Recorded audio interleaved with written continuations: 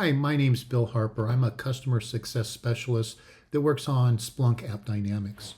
We're going to go through a video series here, several chunks, short little videos on integrating and extending the AppDynamics platform. This is the agenda that we're going to be using for the series. We're going to show you the ability to extend the platform, the different types and ways to do that, and behind each of the short videos we'll have a short demo illustrating that particular integration type.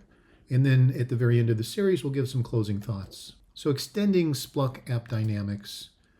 There's several ways to extend and integrate with the core product. And this is an introduction that we'll be doing on the different options at a very high level, extending the platform and integrating with it.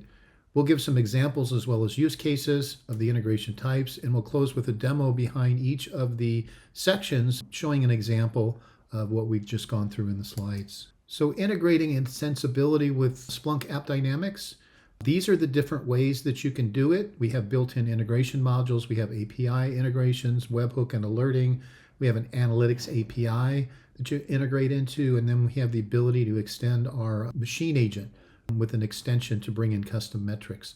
We're going to go through each one of these topics one by one, and we're going to start with the very first one there, built-in integration modules. These are integrations that are built into the core platform, accessible through the UI as an administrator. Here's a screenshot of what the configuration page looks like for the built-in integrations. We'll show this in a demo as well, but I want to bring your attention to it is under administration, and we've got basically Splunk logs highlighted here for this particular example. So here are some of the more popular built-in product integrations on the Splunk AppDynamics platform. We have an integration with Jira. We have an integration with Splunk Logs, which we call Log Observer Connect. We're coming in the future here. We're going to have an integration with Splunk Observability Cloud, sometimes referred to as Ollie Cloud. There's an integration in there for Cisco Thousand Eyes, and an integration in there for Accredian Skylight, which is now Cisco Provider Connectivity. Cisco acquired that company. These in-product integrations are mostly used by customers because they're configurable.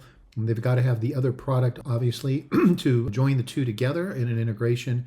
But mainly this use case is for customers to consume. We're going to go to a demo next. So now that we've gone through an overview of the built-in product integrations, let's take a look at how you would go configure those integrations.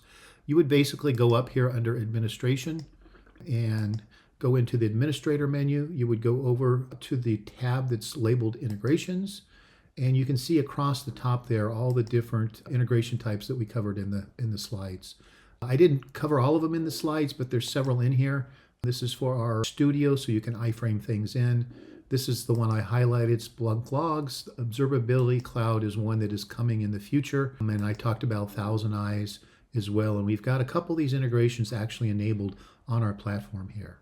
So that's it for our short demo, showing you where you would go configure the built-in integrations. Thanks.